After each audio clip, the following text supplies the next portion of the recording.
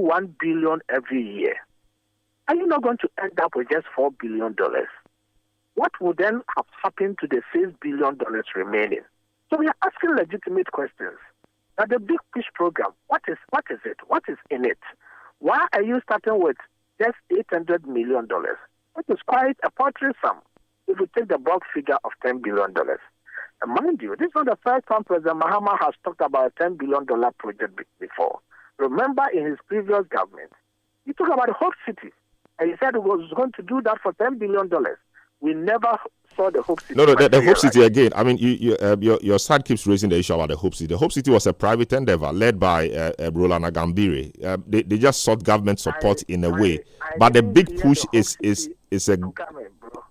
I didn't hear the Hope City project announced by Roland Agambire. I heard it announced by President Mahama. No, but you know it was not a government program, Dr. Baku. You know it was not a government program, and it was not captured in any budget. I'm not sure. Government never made any allocation to it. I'm sure government was just supporting a private sector initiative. President Mahama talked about the Hope City project. That is what I heard from him. It never materialized, but that's not even what we're talking about. We're talking about the big push. So those questions are. No, because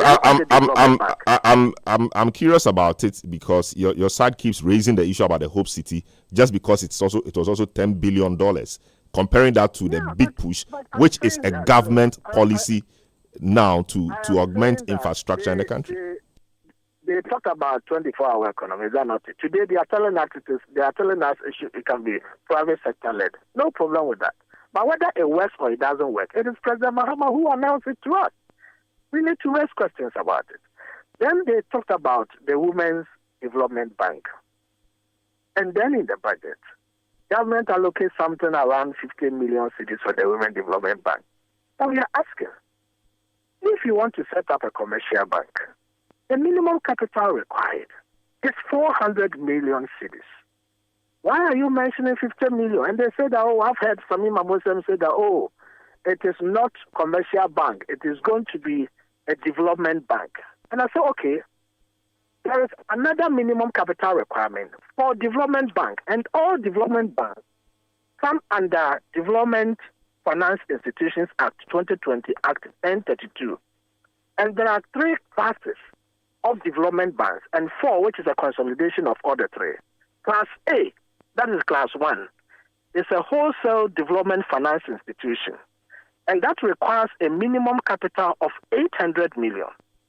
Class 2 is a retail development finance institution that requires a minimum capital of 600 million. Class 3 is a guaranteed development finance institution that requires a minimum capital of 300 million. Class 4 is a consolidation of the wholesale, retail, and guaranteed development finance institution, and that requires a minimum capital of 1.2 billion. So the response from Shamima and those in government that the 50 million is okay because they are not seeking to do a commercial bank, but a development bank. I am proving to them that the 3 different classes we have for the establishment of a development bank, none of them has a minimum capital requirement below 300 million cedis. So if you want to do a savings and loans or a microfinance for women in the country, tell them so that they can lower their expectations. Don't throw dust into the eyes of Ghanaians. Tell that you're going to establish a women's development bank, and you end up allocating just 50 million cedis. What can it do? So it raises questions about the president's commitment to these manifesto pledges and what is stated in the budget. We live to see exactly what will happen. Based on what they have presented to us, I am very doubtful that they don't remain committed to the pledge. The development bank, at best, based on what they have told us in the budget, can either be a savings and loans or a microfinance company. Very well. Maybe very final one. Your side also mentioned that you didn't see any serious allocation to the Agenda 111 projects and that you were afraid that the projects were going to be abandoned. But we know that President Mahama earlier in the week, when he was presenting credentials to some envoys, mentioned Agenda 111 and said he was looking for cooperation with them to see how to complete and operationalize, a lot of those hospitals. So there's the fact that you did not see any serious allocation in the budget for it. The fact that the president spoke about it and appears to be actively involved in seeking partnerships and cooperation to complete and operationalize them, doesn't that solve the concern you have about, the hospitals being abandoned because enough allocation is not being made to that? No, my brother, it cannot. How does the government signal his intention and commitment to finance anything said to Ghanaians? It is through the budget. And mind you, this budget is for the 2025 fiscal year. Everything, every major project the government wants to pursue must find expression in the budget with a certain line, because the president cannot spend beyond the appropriation that will be given to him from Parliament. So when the budget is presented to Ghanaians, and Ghanaians do not see any line for a major project like the Agenda 111, and the president goes to meet hospital administrators or something and says that I am going to do it, you can't believe it, but just with a pinch of salt, my brother. The budget must show what the allocation is. And I heard you earlier talk about the expenditure that the government wants to have for this year in certain areas. First and foremost, President Mahama said he was going to run a lean government, complain about overbloating and all of that under Kufuor. Under President Kufuor, for the 2024 fiscal year, this is actual. President Kufuor spent 250 billion cedis. President Mahama that says he's cut ministers, he's going to run a austere government, is seeking to spend 290 billion cedis. What is even more shocking is that if you go to page 139, appendix 4A of the budget statement presented by the finance minister, and the tables and the appendices give the details. If you look at something like Office of Government Machinery, you complain that President Kufuor had bloated the Office of Government Machinery, ministers here, had the presidency, president traveling, all of this. And Kufuor for 2024, under the Office of Government Machinery, spent 326 million. And I repeat, 326 million. President Mahama and the NDC made noise that it was huge sums of money. Today, that is on compensation. Today, President Mahama that said he was going to run a lean government, few ministers, is seeking to spend 2.7 billion cedis under the Office of Government Machinery.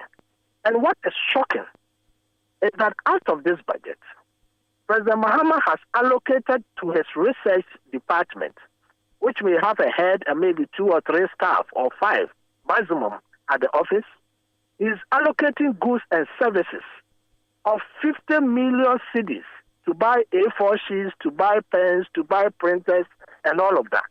And also 20 million cedis for keepers. Then again, government communication, which is headed by my friend Felix Ofosu-Kwakye and Shamima Muslim, your former co-worker. The communication unit that is headed by these two, plus or minus some 2 or 3 persons in the office. President Mahama is allocating 8.8 million cedis for government communication for goods and services, pen, paper, internet data, all of that. And then also 70 million cedis to Felix Ofosu-Kwakye and Shamima Muslim's outfits at the president. These figures take care of about 3 or 4 ministries under President Kufuor. So when President Mahama said he was going to cut ministers and the size of government, is this really what he wanted to mean? That you allocate such huge sums of money to the research department in your office and the department responsible for your communication, and the budget of one of these take care of about 4 ministries under President Kufuor. So really, you insulted President Kufuor for nothing. You but Kufuor for nothing. In terms of the Kufuor for nothing. In terms of the to spend, Kufuor never spend 1/3 of that. Very well. In terms of the communications budget, we will get some clarity on that. But the way you make it appear, Shamima and your friend Ofosu-Kwakye, as if it's just the two of them going to spend the 70 million cedis. They are in charge of government communication, which was what the Ministry of Information was doing before, and its allied agencies, So that, I assume, it's for all of that. So to say that Felix Ofosu-Kwakye and Shamima Muslim, 70 million, I think I'll be simplifying or even oversimplifying the issue. There's a whole gamut of operations that they oversee. You don't agree? Oh, it's not oversimplifying. They are the heads of government communication. I cannot mention everybody, and of course, I don't know all the people there. But it is important to mention, if you are talking about ministry, you're going to mention the minister. And if it sits well with you or any other person, that the Office of Government Communication should be allocated a budget of 78.8 million. I leave that to Ghanaians. When Akufo-Addo was spending 326 million, you still had the Internal Audit Service under the Office of President. We had SIGA under the Office of President. We had Scholarship Secretariat under the Office of the President. We had the Coastal Development Authority, the Middle Belt Development Authority, the Northern Development Authority, the Office of the Senior Minister, the 1B1F Secretariat. Today, none of these ministries is still under the Office of President because Internal Audit Service has gone to Ministry of Finance. SIGA and Scholarship Secretariat, they are all taken out from the Office of the President. So even with Akufo-Addo, when all these agencies were under the Office of President in Akufo-Addo's time, he spent 326 million on compensation. Today, all these ones are no more. Yet President Mahama is seeking to spend 2.7 billion cedis. If indeed Ghanaians think President Mahama in his last term is in to protect the public purse, this is an indication of whether it is yes or no. Very well. Thanks so much, Dr. Gideon, for speaking to us on this. We appreciate your time. He's a member of Parliament for the Tana North constituency. He is a member of the minority group that addressed the press today on the budget presented by Ato Forson on behalf of the President. Eyewitness into 97.3 Citi FM. A few of your messages that have come through. This one from Daniel Akpalio from Sandema says the MPP has no moral right to criticize the budget of the current government, given how they have been reckless in their tenure. This budget has taken a sharp departure from the profligate and reckless expenditure and on a trajectory of restoring hope to Ghanaians. If the MPP doesn't learn from the learned Ato Forson, they will certainly not rot in opposition. This one from Carlos in Odododio says the opposition MPP will explain tire because of their bad governance. See the way they are sweating. They will account for PDS and others. They still have mouth to talk. All right, that's Carlos from Odododio sending that one in. John in Tema says, did the MPP know all these things yet failed to do them when they were in government, or their newfound knowledge suddenly appeared now that they are in opposition? Eyewitness News, hashtag Eyewitness News, you say. Jones in Adoboy in La says, good evening, Salom. MPP lacks the moral authority to question any budget of Mahama government. Ghanaians are still nursing their wounds, the inept Akufo-Addo government inflicted on them. Gideon Boaku should give us a break. They are the reason we find ourselves here. Zalix Dwayne in London says, MPP should not come closer to power again because they are reckless in running the economy. Nyoja Bright in Nottinghamshire, United Kingdom says, the MPP will do us a lot of good if they stop reminding us of the excruciating hardships and pain they inflicted on Ghanaians for 8 years. Even in opposition, they are still peddling falsehood. The MPP will collapse before 2028, you say. Eyewitness News, 97.3 Citi FM. Take a short break. When I return, we'll hear from the government side. Don't go away. Eyewitness News. Be there as it happens. Oh, jump on now. Go. Google me. At what time when you come back where I don't hear the sound of your car? Why you buy new car? No, I not change my car. It be the same ride. It be the fuel way I change. Way one shouts it. Ever since I started using the all-new Excellium Premium Fuel, fortified with 3-in-1 action. Oh, Joe, now my car they run like electric car. No, it's so. This is the type of fuel where they want to. Because now engine they cost. Where they want for way if I buy it go protect my engine. And with the small way I buy, I go drive, sir. Absolutely. It's like strapping a turbocharger to your engine and giving it a protection protector. And what they boss my mind self be the 3-in-1 action, no? Excellium they prevent up to 99% of deposit. It be anti-wear, some be anti-corrosion. Won't pay when I open them. Hey, so where can I find this magical fuel? Just head over to any Total Energy service station and your car will thank you. Hey, then make a finish my gobe fast, then rush go Total Energies. My friend, but why your hand my gobe inside? I give you info. Make a feel the gobe too small. The go-go. Excellium is designed to protect your car engine, decrease fuel consumption, and lower CO2 emissions. Don't say fuel, say Excellium. Choose Excellium, choose quality. This year, something magical is happening. A celebration of tradition, flavor, and community. Welcome to the Back to Your Village Food Festival 2025. Taste the heart of your heritage with mouth-watering dishes from across the country like Ademe with Akple, Tozafi with Ayoyo soup, Kokonte, Apopranta, Rare Quine, and many more. From rich spices to sweet treats, it's a journey for your senses. We're taking you back to your village. Oh yes, let's recreate our age-old recipes. But it's not just about food, you know. We're celebrating culture, connecting with family, and making memories that last a lifetime. This March, let's come together and discover the flavors that make us who we are. The date is 29th and 30th of March 2025. The venue, Accra Metropolitan Assembly, and the time is 10 a.m. through till 6 p.m. each day. The Back to Your Village Food Festival 2025, where food, fun, and tradition meet. See you there. Interested vendors should call 0558 973 973 or 0205 973 973 to register. The Back to Your Village Food Festival 2025 is powered by Channel 1 TV with support from 97.3 Citi FM and is proudly sponsored by Gino.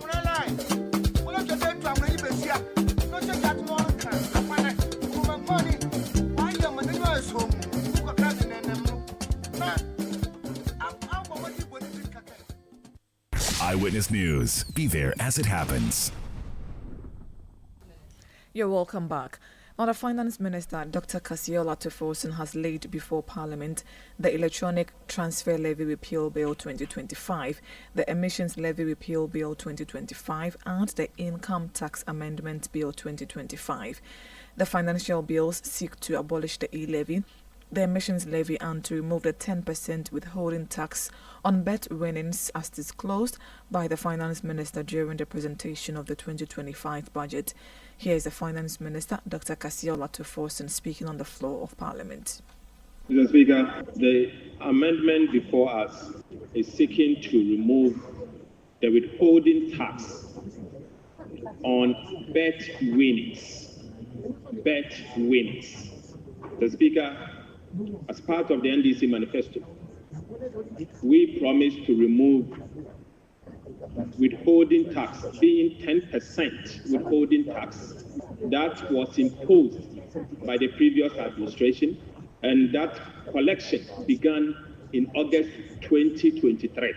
What we are seeking to do is to remove the 10% withholding tax on all bet winnings, as promised as part of our manifesto. The Speaker, aside that, the said income tax amendment bill is seeking to remove the 1.5% withholding tax on all unprocessed gold from small-scale mining. That is what the income tax amendment bill is seeking to do. Thank you, Mr. Speaker. He had the Finance Minister, Dr. Kasiola Tufosun. Meanwhile, the First Deputy Speaker of Parliament, Bernard Ahiafo, referred the bills to the Finance Committee for consideration and report to the House. By practice and convention, these bills are not jointly referred. However, the leadership of the Finance Committee is not prevented from joining the Finance Committee to do this bill. And I have used you and I, for instance. We've been to several committees to help them without the bill not be, without the bill jointly referred. But let me remind you that the affirmative faction, Mr. Speaker, it was referred.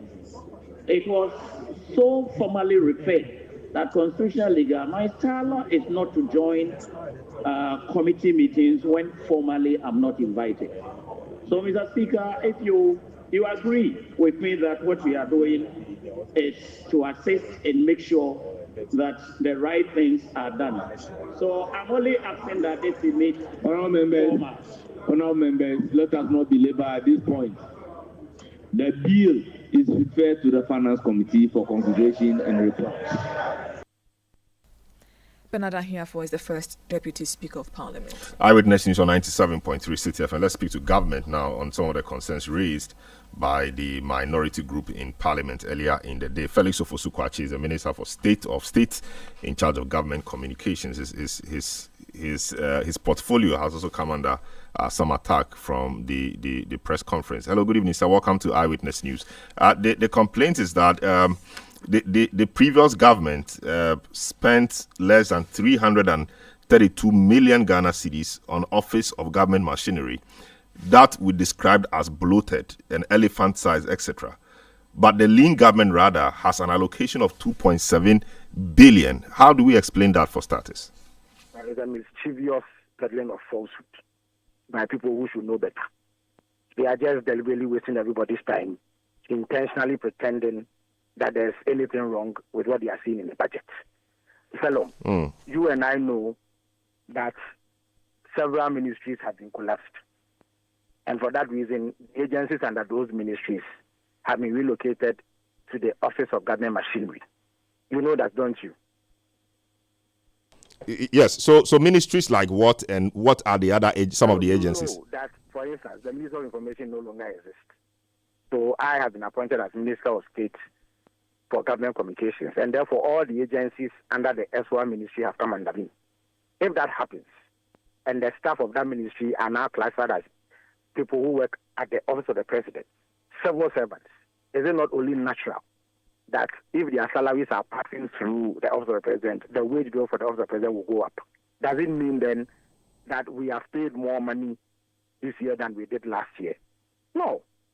For instance, the Office of the President has 6 units. In addition to that, under the MPP, they had 20 other agencies. Currently, because of the addition of 3 agencies from the former Ministry of Information, namely the GNA, the Ghana Broadcasting Corporation, and the Information Service Department, and also all the agencies under the S1 Ministry of National Security, namely National Security Research Department, the National Intelligence Bureau, which used to be called the BNI, and the National Signals Bureau. All the civil servants who used to work in those agencies are now classified as staff of the Office of the President. But they are civil servants, not political appointees. What Akufo-Addo and Bawumia came under justifiable condemnation for was packing the Office of the President with political appointees. There were 336 of them. President Mama has appointed only 30 political appointees to the Office of the President. Everybody else is a civil servant who used to be at a ministry that no longer exists and has been brought there. But if you want to see why the compensation, which is a statutory payment, not discretionary expenditure, has gone up, just look at how much the staff or civil servants in those ministries that have been collapsed were paid. The civil servants who worked under the National Security Secretariat alone had a budget of 1.2 billion Ghana cedis last year under the MPP. The Information Service Department has 1,309 employees. The Ghana Broadcasting Corporation has 1,115 employees. The GNA has 133 employees. Now, these 3 agencies alone are now contributing 2,500 staff to the civil servants under the Office of Government Machinery. If you add these to what obtains under the National Security Secretariat, you know that by all means, their wages, to the extent that it is passing through the Office of the President because they don't have mother ministries, will go up. It doesn't mean that more allocation has been given to President Mama to squander in the manner that President Akufo-Addo was doing. But if you want to see whether real savings are being made, you look at discretionary expenditure. Because as for the civil servants, they were going to be paid anyway, whether their ministries were outside of the presidency or not. So nothing has changed. But what has changed is the way that President Mama is managing discretionary expenditure responsibly. In spite of the addition of these agencies whose mother ministries have been collapsed, discretionary expenditure has gone down, has reduced by 345 million Ghana cedis in this year's budget compared to last year. Last year, the Akufo-Addo administration received or allocated 912 million Ghana cedis for goods and services to the Office of Government Machinery. This year, 847 million has been allocated. That is a reduction of 76 million cedis. If you come to capital expenditure, CAPEX, last year, 612 million Ghana cedis was allocated to the Office of Government Machinery. This year, only 269 million has been allocated to the Office of Government Machinery. If you put the two together, the discretionary expenditure, beg your pardon, has reduced by 345 million. And the minority members who are speaking this will know this. They are intentionally, deliberately creating the impression that something untoward has happened when nothing has happened. All you need to do is to look at the budget. For instance, I'm shocked that Honorable Nkrumah can go on air and say that 50 million Ghana cedis has been allocated to research under the Office of the President. That is false. And I'm so shocked that someone who used to be information minister does not know that the research department is actually Ghana's external intelligence agency. Salom, I believe you know that. Yet the former Minister of Information doesn't know this. So when he sees a budget line, research department, goods and services, 50 million, he says that 50 million has been given to for research under the Office of the President. That is money for the goods and services of Ghana's external intelligence agency. Now let me come to my own outfit. When Nkrumah was information minister, the total budget for the information ministry last year that he headed was 262 million Ghana cedis. Because that ministry has collapsed, that money is not being spent. And let me put it on record that my office has not been allocated 78 million Ghana cedis. It is the three agencies under my purview who have been given 8.8 million Ghana cedis in goods and services allocation and 70 million Ghana cedis in capital expenditure allocation. GBC, Information Service Department, and GNA are long-standing state agencies. ISD has been in existence for 85 years, same as GBC, same as GNA. So it is not like they are new creations that President Mahama has made. But 78 million has been allocated to them for goods and services, not my office. My office, because the Ministry of Information has been scrapped, 76 people who used to manage information under Nkrumah's purview no longer exist.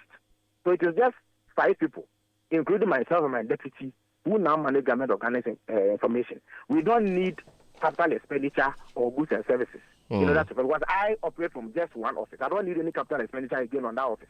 So it is blatantly false, deliberate falsehood, disinformation, and a calculated attempt by MPP operatives to seek false equivalence for their irresponsible misuse of public funds. It is through the goods and services budget of the presidency that President Akufo-Addo used to hire those ultra-expensive jets to travel, including the one on which Dominic Vitu told us he used to take a bathing. In 2018 alone, the first 6 months of that year, President Akufo-Addo spent 68 million Ghana cedis on travel, foreign travels alone. That has not happened under President Mahama. So it is important that you... But President Mahama has just started, so I mean, he hasn't completed the first year at least. Anywhere near. But Salom, I want you to take the budget for 2024 and 2025 and see, compare the figures. Don't allow the entity to come and mislead you and peddle falsehood when you know. I mean, how can an information minister come on air and tell you that he doesn't know what is called the research department when he was a spokesperson of government for many years? When you, Salom, know that they are external intelligence agencies. So if they allocate the same laws and analysis, how do you come and say that that is money given to the presidency for research? That is not true. It is not desktop research. It's not going to sit behind a desk and Googling to find out things. They plugged an MPP professor from Legon to come and head a research unit at the presidency, and they were paying him money. We have not done so. Very well. Thanks so much, Felix Owozi-Kwakye, Government Communications Minister of State, our Minister of State in charge of Government Communications, and he speaks for the President as well. Thanks so much for speaking to us. Still on matters related to the government and President John Mahama, he has warned that state-owned agencies or enterprises making losses will face merger or shutdowns.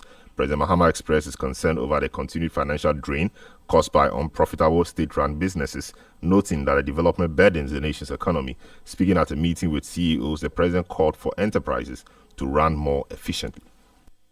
negotiate and enforce performance contracts with heads of entities. 2, conduct regular in-depth assessments of SOE finances, ensuring transparency and exposing mismanagement. 3, issue binding directives, implement compliance mechanisms, and intervene directly in underperforming entities. 4, commission independent audits to identify inefficiencies and financial leakages. And 5, set and monitor performance metrics with tangible consequences for non-performance. Loss-making SOEs will no longer be tolerated. They will be swiftly reformed, they will be merged, privatized, or shut down. The president also threatened to dismiss chief executive officers who fail to perform and meet targets. We expect something completely different from you. The reports we would look at next year will be the report for 2024. So really, your performance will show when we do the 2026 review. That will show for 2025. And I'm going to come and sit in that review. We'll mark you based on your performances. And if you're not matching with the pace of the reset agenda, you might be asked to step aside. And so if that adds to the horror movie, that's the intention. You heard the President, John Dramani Mahama. Meanwhile, Director General of the State Interest and Governance Authority, SIGA, Professor Michael Pesa-White, has charged the various SOEs to ensure the prudent management of resources. Ensuring that decision-making is guided by professionalism, integrity, and strategic foresight. Beyond governance, we must embrace the challenge of transforming our SOEs into world-class enterprises, entities that are not only financially viable, but also globally competitive. The time has come to move beyond survival to sustained value creation. You heard the Director General of the State Interests and Governance Authority, Professor Michael Pesa-White. On his part, the Finance Minister, Dr. Kesiel Atuforsin, outlined measures to help the SOEs to ensure profitability. The strategy will include capacity building initiatives to strengthen leadership and operational efficiency. The second will be the enhancement of corporate governance training to ensure strict regulatory compliance in all state-owned enterprises. The third is a financial discipline and strategic decision-making to restore profitability. Your Excellency, I would like to highlight a critical issue facing specific state-owned enterprises. And this has to do with the compliance of the financial reporting obligation. Mr. President, the Public Financial Management Act, Act 2016, Act 921, outlines a clear financial management and reporting requirement for all state-owned enterprises. Section 95 of the Act mandates that state-owned enterprises must prepare annual accounts no later than 2 months after the end of each financial year. State-owned enterprises must submit audited financial statements to the minister within 4 months after the end of their financial year. You heard the Finance Minister, Dr. Kesiel Atuforsin. Eyewitness News on 97.3 Citi FM. Alassane Hamdan from Yonyohini South says the 2025 budget is a refreshing change, finally prioritizing citizens' well-being by abolishing burdensome taxes and increasing economic recovery allocations. Prince Henry Kofurida says the NPP will be in opposition for long. Should they continue on this tangent? The future is pregnant, you say. We'll take a short break. When we return, we'll do business, after which Point Blank comes your way. Don't go away. Eyewitness News. Be there as it happens. Gasaba. Smoke from firewood and charcoal is harmful and as damaging to our lungs as cigarettes. It can cause heart diseases leading to stroke and may even affect our eyesight in the long run. Grandmothers, mothers, sisters, wives, men, caterers, and everyone still cooking with charcoal, let's switch to LPG gas. The National Petroleum Authority has introduced the cylinder recirculation model in collaboration with local partners to make gas more accessible in all local communities. Whether you own a cylinder or not, join our CRM initiative. Simply show up at any exchange point near you with a small down payment to receive a filled cylinder or swap your empty one. Regular safety checks will be in place. Say ebisa mo say more gas. Afe die gas saba. Switch from firewood and charcoal to gas for a better and healthier life. This message is brought to you by the National Petroleum Authority and the Ministry of Energy.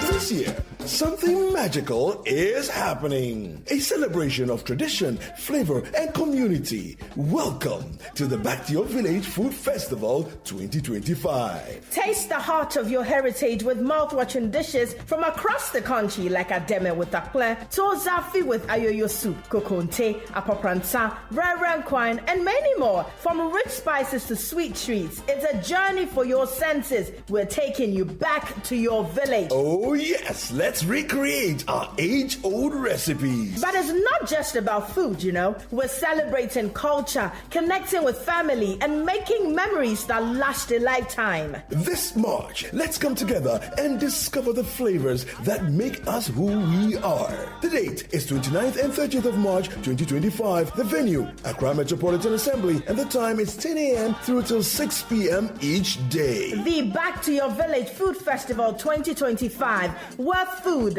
fun, and tradition meet. See you there. Interested vendors should call 0558 973 973 or 0205 973 973 to register. The Back to Your Village Food Festival 2025 is powered by Channel 1 TV with support from 97.3 Citi FM and is proudly sponsored by Gino.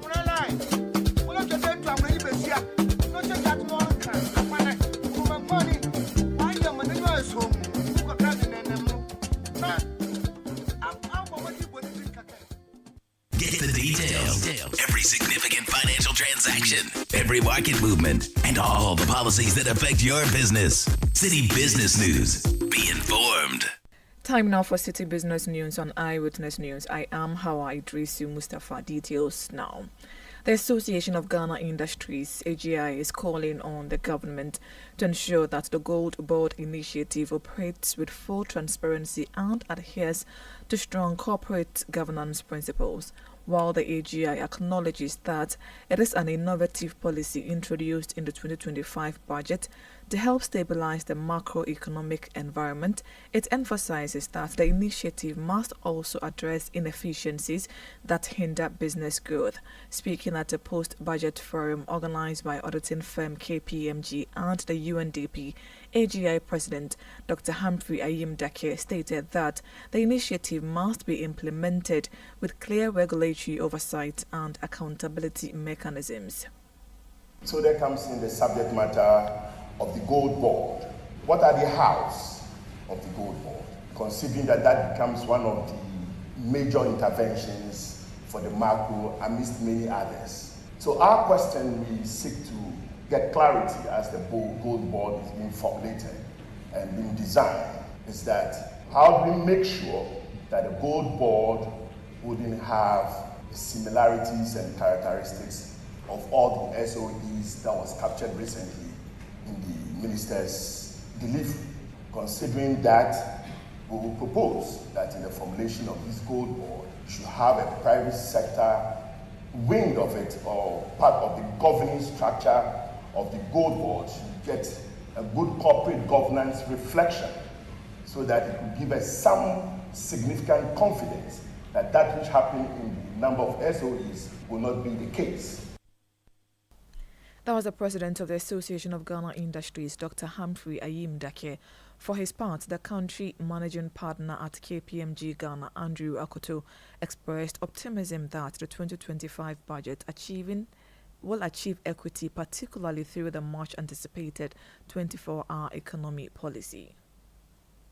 With governments initiating the 24-hour economic policy, boosting free primary health care, enhancing tertiary education access for all people with disability, free textbooks to school children, and eliminating academic fees for first-year public tertiary students, among others. We note that the government is seeking to build a more equitable society in line with the aforementioned SDG goals. So clearly, there is a distinct government. This year's post-budget forum theme, Resetting the Economy for the Ghana We Want, is pertinent and relevant. That was the country managing partner at KPMG Ghana, Andrew Akoto. The governor of the Bank of Ghana, Dr. Johnson Isiama, has reaffirmed the bank's commitment to excellence, transparency and independence in monetary and financial policies. Speaking at the inauguration of a new board of directors on Thursday, he emphasized the critical role of the central bank in addressing the country's pressing economic challenges, including macroeconomic instability, rising inflation, currency volatility and fiscal constraints. He also noted that the newly appointed board is tasked with guiding the bank's policy direction to restore confidence, uphold price stability and reinforce good governance.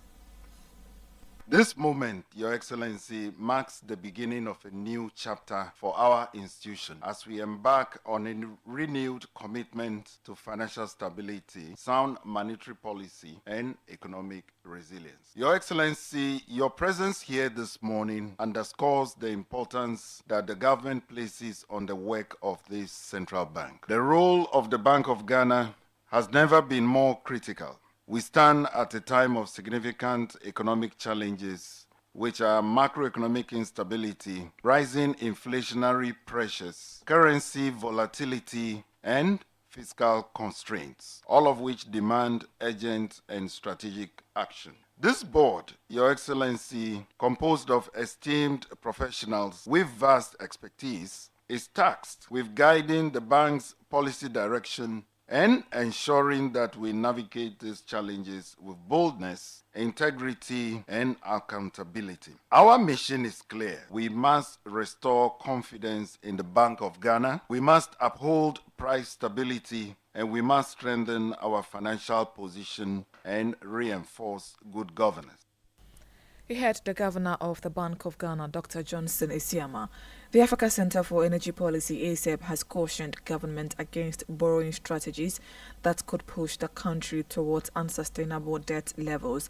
This comes after a study on China's lending strategy and its impact on Ghana's debt sustainability. Policy analyst with the Africa Center for Energy Policy, Mohammed Sani Osman, speaking with Citi Business News, stressed the need for Ghana to move away from short-term borrowing measures to prevent recurring IMF bailouts. We have to avoid repeatedly going to the IMF for bailouts, and we can do this by managing our debt portfolio, making sure that we don't incur debt that will lead us to a high debt service to revenue ratio, right, that we have seen in the research. We don't also have to procure debt to the extent that we cannot actually pay. When we take out the debt service, amortization, and remuneration to workers, the domestic revenue is gone. There's nothing left to spend in the country. So I think that we have to find a more long-term strategy of procuring debt in this country, rather than very short-term strategies that mostly come at a high cost to the country. So if we can find a way of borrowing long-term at lower costs, then we can actually manage the debt accumulation that we are seeing. And also, if we want to fund infrastructure projects, we have very nice models in the country right now. We have innovative financing models. Mohammed Sani Osman is a policy analyst with ACEP. The newly sworn-in president of the Ghana Real Estate Developers Association, Dr. James Orleans Lindsay, has revealed plans to engage the government on refining the proposed 5% value-added tax on immovable property to make it more targeted. In a position paper ahead of the 2025 budget presentation, Greta urged the government to explore alternative solutions such as a graduated taxation system based on property value tiers as a more equitable approach to the proposed VAT. However, in an interview with the media, the new Greta president expressed hope for a positive response from the government despite the absence of a clear policy on their proposal from their budget. Already government has been talking to us as an association wanting to give us land banks to develop, to get us at least to help us to reduce the cost of property. So it is good, it's looking good, and I think that is all positive. And we'll continue, this new executive would continue, this new council will continue with what the old council had done, and then also enhance the activities of Grena. Well, as we all are aware, every budget is work in progress. So we are very confident that Finance Minister would look at our proposal and also address it in a positive way. So we can only be positive about it. Dr. James Orleans Lindsay is the newly elected president of Greater and in Citi Business News on Eyewitness News. I am Hawa Idrisu Mustafa. Up next is Point Blank. Eyewitness News. Be there as it happens. Oh, jump on now. Go. Gugomi. At what time when you come back, we are not hear the sound of your car? Why you buy new car? No, I not change my car. It be the same, right? It be the fuel way I change. Way one shouts it. Ever since I started using the all-new Excellium Premium Fuel, fortified with 3-in-1 action. Oh, Joe, now my car they run like electric car. No, it's so. This is the type of fuel where they want to. Because now engine they cost. Where they want for way if I buy it, it go protect my engine. And with the small way I buy, I go drive, sir. Absolutely. It's like strapping a turbocharger to your engine and giving it a protector. And what they bust my mind, Seth, be the 3-in-1 action, no? Excellium, they prevent up to 99% of deposit. It be anti-wear, some be anti-corrosion. Won't pay when I open them. Hey, so where can I find this magical fuel? Just head over to any Total Energy service station and your car will thank you. Hey, they make a finish my gobe fast, then rush go Total Energies. My friend, but why your hand my gobe inside? I give you info. Make a fill the gobe too small. Go. Excellium is designed to protect your car engine, decrease fuel consumption, and lower CO2 emissions. Don't say fuel, say Excellium. Choose Excellium, choose quality. This year, something magical is happening. A celebration of tradition, flavor, and community. Welcome to the Back to Your Village Food Festival 2025. Taste the heart of your heritage with mouth-watering dishes from across the country like Ademe with akple, Tozafi with ayoyo soup, kokonte, apopransa, kwine, and many more. From rich spices to sweet treats, it's a journey for your senses. We're taking you back to your village. Oh yes, let's recreate our age-old recipes. But it's not just about food, you know. We're celebrating culture, connecting with family, and making memories that last a lifetime. This March, let's come together and discover the flavors that make us who we are. The date is 29th and 30th of March 2025. The venue, Accra Metropolitan Assembly, and the time is 10 a.m. through till 6 p.m. each day. The Back to Your Village Food Festival 2025, where food, fun, and tradition meet. See you there. Interested vendors should call 0558 973 973 or 0205 973 973 to register. The Back to Your Village Food Festival 2025 is powered by Channel 1 TV with support from 97.3 Citi FM and is proudly sponsored by Gino.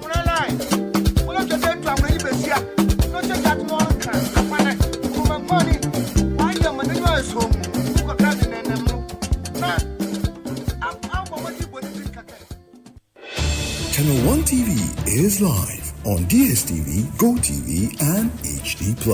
On DSTV, find us on Channel 363.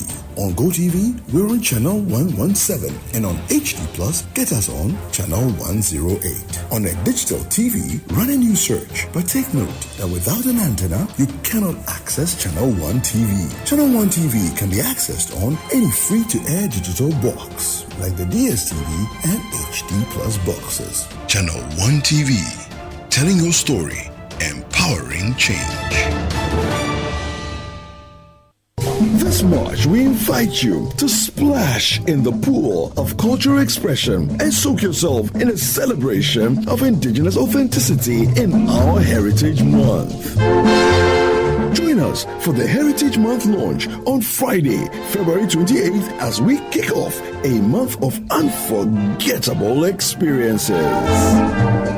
Pack your bags for the Heritage Caravan, a week-long adventure across Ghana from March the 2nd to the 9th. It's an opportunity to see Ghana in a more beautiful, and the people, the connection, incredible. Discover the beauty and history of our land.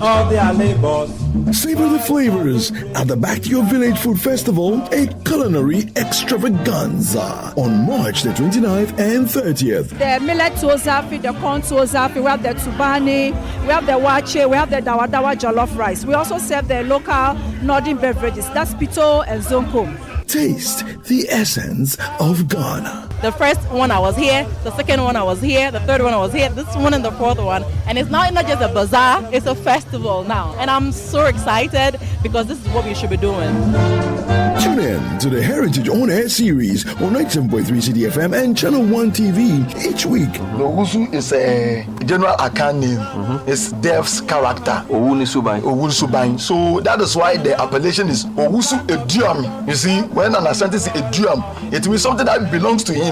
So Dev's character, he comes to you and grab you as if it belongs to him. Delve into what makes us Ghanaians. The Heritage On Air series is sponsored by the National Lotteries Authority. Explore our places of interest, feel the rhythm of our music, journey through our religious history, and indulge in our indigenous Ghanaian food. Join us to celebrate our heritage in this Heritage Month, where every moment is a story.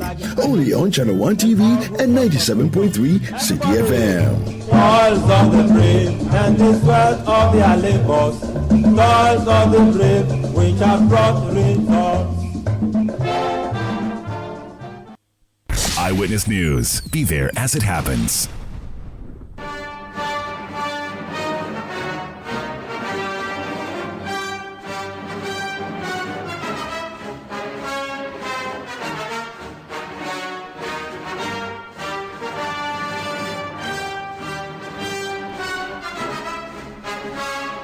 Welcome back to Point Blank on Eyewitness News. My name is Selom Adonu. Tonight on Point Blank, we revisit a conversation around free dialysis.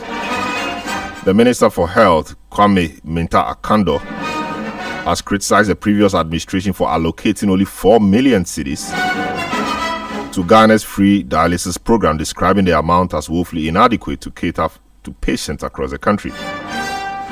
Speaking to journalists, the health minister disclosed that out of the 4 million allocation, only 2 million cedis came directly from government coffers, while the remaining 2 million cedis was sourced from corporate social responsibility initiatives.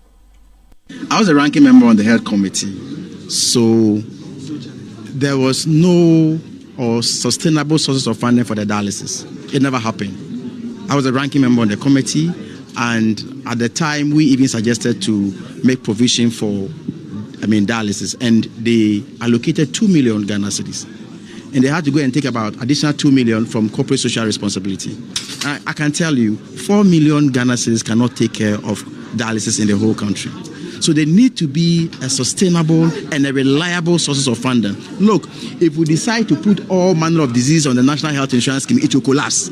You have no idea about how it costs to treat a heart disease or chronic disease, surgeries and what have you. We can't afford to put all these diseases on the National Health Insurance. That's why there's a need for us to provide this special purpose vehicle, a reliable one, so that if you are confronted with this chronic disease, it will not be the case that because you cannot afford the treatment, you then be nearing your grave.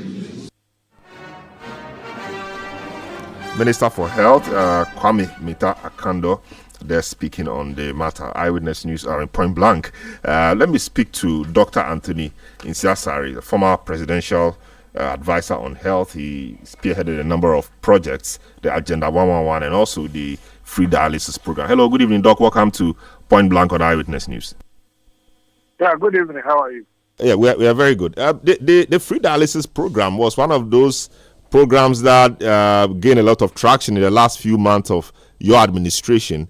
We are just learning today that the allocation made for it was woefully inadequate. Indeed, before the program started, we heard the NHIS boss say that the program was going to cost anything between 20 to 57 million Ghana cedis. How come you made only 4 million cedi allocation for it? And even from that, with that, we're hearing that just 2 million came from government coffers. So thank you very much, and thank you to all the cherished viewers and listeners. I'm very happy that you said that we are trying to find a special purpose vehicle to take care of maybe all the chronic diseases which maybe health insurance may not be able to carry on. But I want to set the record straight. And I'm saying this because I was the chairman of the free dialysis committee, which was set up by the National Health Insurance Authority. If you remember, when dialysis became an issue at the second quarter of the year of last year, the government started a free dialysis program in June 2024 through a pilot. The pilot program was very successful, as National Health Insurance told us, and the pilot phase ended on November 30th, 2024. The technical working group in the National Health Insurance Authority recommended the addition of dialysis permanently on the benefit package from 1st December 2024. So if you remember, the pilot was for children under 18 and adults above 50. But they realized that we can extend it to all chronic renal failure patients who are on dialysis. If you remember, the implementation of the permanent dialysis was put on the benefit package started smoothly as per the recommendation of the technical team. An amount of 20, as you rightly said, to 57 million cedis was what was needed annually for dialysis covering about 1,200 to 1,500 patients per year. Because if you realize, once you start, patients start having free dialysis, those who could not afford will all come on board. So they told us that it ranges between 1,200 and 1,500. And it will cost a total of 20 to 57 million Ghana cedis annually.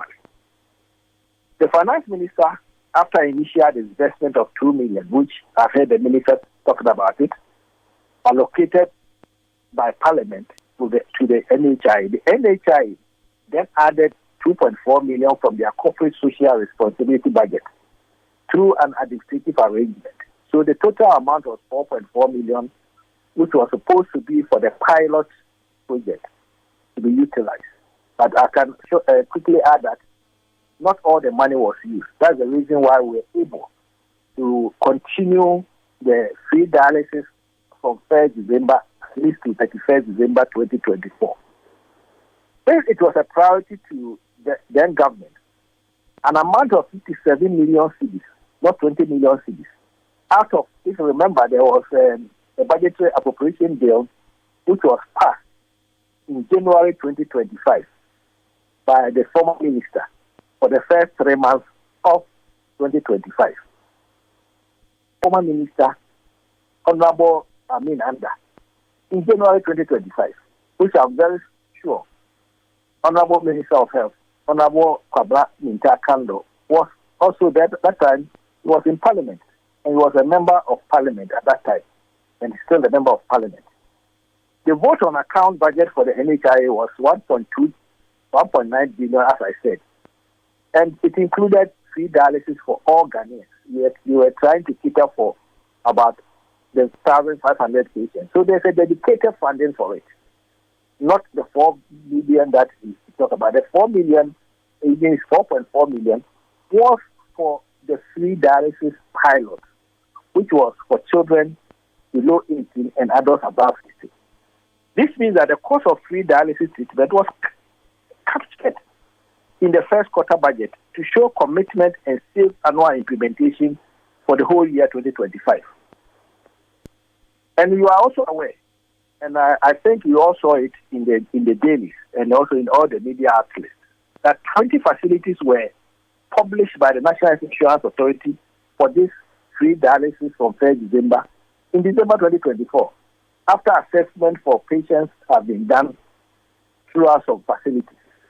These services as I know, are currently ongoing smoothly in the various selected facilities, the 20 facilities, and has been confirmed severally by the president of the Dialysis Association, one major, we call him Mr. Henkura. You can call him and confirm. You can call some of the dialysis patients and confirm if they are not receiving free dialysis.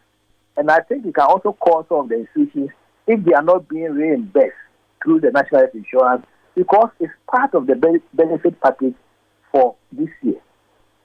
And as you are aware, also, health insurance brought in 45 dialysis machines through partners' collaboration, which were used to support the free dialysis program. So what I would say is that the dialysis is still there, and free dialysis is ongoing. So far as I'm concerned, with this budgetary allocation of 57 million, which was captured in 2025 appropriation bill for the first quarter, dialysis is being covered.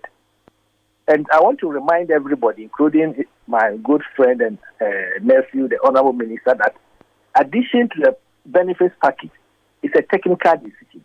It has never been a political decision. Health insurance has a technical committee which approves any addition to the benefits package. As you are aware, since 2022 or so, or 2020, we've added over, including the free dialysis, we've added about 6 new additions, which are mostly chronic disease. For example, we've added family planning, we've added Herceptin for cancer patients, we also added free treatment for the 4 common childhood illnesses. We've added recently, I think from December, also treatment for the 4 common mental disorders, which I'm very happy about. And then we added the free dialysis also in December. And then they also have added the annual free medical check for anybody who is a health insurance card holder, active health insurance card holder. So all these things are done by a technical team. It's not done because of any political person asking them to put on it. The actuaries go through into the system, make sure that how many people that you are expecting, how many can be treated, how much are we expecting. And I'm very happy that it was added even to the first quarter budget appropriation for the for national health insurance, which was 1.9 billion. And I'm very happy that now that they are even the capping, they can still put on other chronic diseases even on health insurance. We are watching to see where they are going to get the money and how they are going to manage the other diseases that they want to enroll on the health insurance benefit package. All what they are doing, when they finish, the technical team has to look at it, do the actuals, and make sure that it can fit into the system. Are you now talking about the Mahama Cares or still NHI's benefit package? Because the Mahama Cares, okay. But is it going to be funded by NHIF? I'm not too sure, because now the budget allocation for NHIS, which at the end of 2024 was 6 billion, they said they are going to allocate about 10 billion Ghana cedis to it. So I'm very sure most of the money will come from the health insurance levy. And I'm hoping that at the end of 2024, we will see what 2025. We will see what we saw in 2020 at the end of 2024, where health insurance, God willing, has been able to break the gap, and then has come to the 3 months presentation of services grant given to patients, and then reimbursement of the services that people rendered. Very well. Yes. Yes. They are chasing people in their claims. Okay. So that is how they didn't have insurance at the end of 2024. They didn't leave any outstanding bills which are about 3 months to be paid, unlike when we took over in 2017. Even though in 2016 there was no capping of national health insurance levy, but in 2024 there was some capping, which it was being relieved. So we are watching that. And as I said, very well. We will look at what is going on, and then we will come out and give the facts. What I'm giving is the fact. Very well. I appreciate that. We just ran out of time. But just a quick comment on the Agenda 111, since you were instrumental in that as well. We are told that none of the facilities is operational. Yes, you might have commissioned some, but of course, we know a number of projects were inaugurated or commissioned when they were not done. A lot of the last minute commissioning were done when the projects were not really completed. That, they say, is the case for the 4 or so ones commissioned. They say none is operational. What do you say to that? In just a minute. Yes. Commissioning and operationalization of health institutions are two different things. Yes, but it is operationalization we want, not the commissioning. The commissioning is a fanfare. We want the things to work. We want people to be able to benefit from the facilities. Yes. In the state that the 3 facilities were commissioned, so far as I'm concerned, it can be operationalized. So why was it not operationalized then? When were they commissioned? They were commissioned on December 5th. Yes, but we could have started using it the following day, or? Yes, we can. If I were to be the Director General of Ghana Health Service at that time, I will operationalize it the following day. At least you can start the outpatients, do antenatal clinic and everything there. So commission of hospitals is through using human beings. You see, when a hospital is practically completed, you can commission it. Once it's commissioned, in fact, we even heard that some people were saying that there's not even a single chair or anything there. But when they went there themselves, they saw that there were equipment there. Equipment for all the 37 Agenda 111 hospitals, which are 70% and above, there has been brought, some of them has been brought into the country. In fact, for the 3 that you commissioned, the equipment are in country. And those who supplied the equipment were there when they went around, and they told them that nobody will come and put, for example, something which can be taken away if there's a minor job to be done, and leave it for it to be stolen the following day. So if they want to start today, I believe that it can be operational. This is not the first time. The hospitals which were commissioned even on the 6th of January 2017. I'll give you a typical example. The phase 1 of the University of Ghana Medical Center, it was commissioned by His Excellency President Mahama on the 6th of January 2017. And we started operationalizing it in 2019 July. The same thing, even Ridge Hospital, which is the same site where the old hospital was commissioned on the 30th of November 2016. But we started operationalizing it in May 2017 because once you commission the hospital and the equipment are in, the supplier of the equipment, even if it is a turnkey project, the supplier will bring the equipment. It has to be tested because we're going to use it on human beings, and then those who are going to use it, the health workers who are going to use it, will be trained on the equipment before you can apply it on human beings. Very well. It takes some. Very well. Very well. Thanks so much. Don't let us demonize Agenda 111. It's one of the greatest things that has happened to this country. It's a heritage project. Don't let us demonize a bad name and throw it away.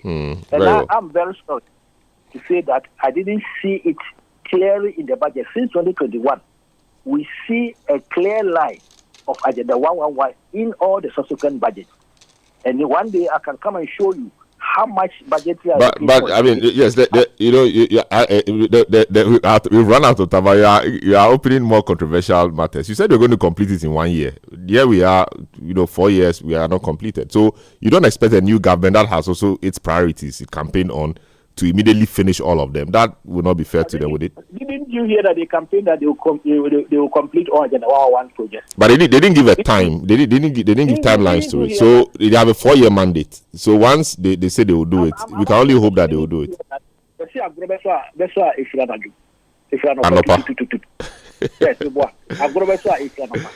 Yes. So if a project has reached about 95%.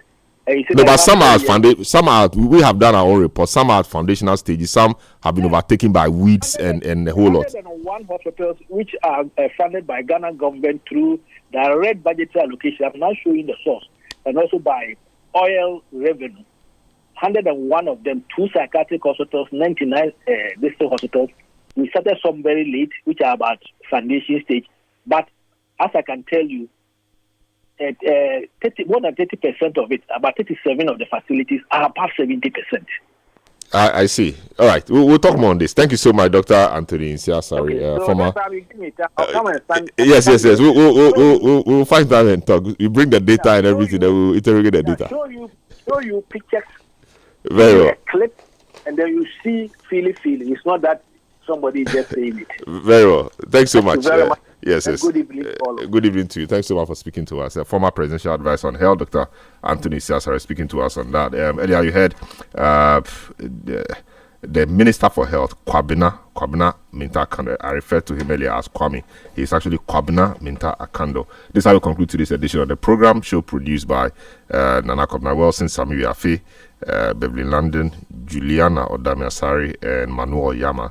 Technical assistance provided by Daniel Squashi earlier. Also, you heard Hawa Mustafa. My name is Salom Adunu. Up next is Sister. Have a good evening.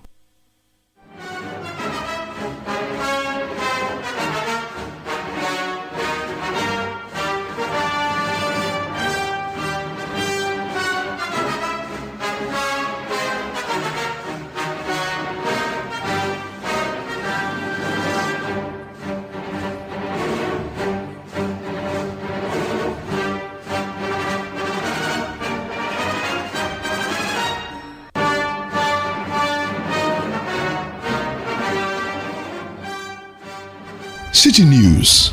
We speak first. Reach our hotline on 0302 224959 and get interactive on Facebook, Citi 97.3 FM, and on Twitter at Citi 973.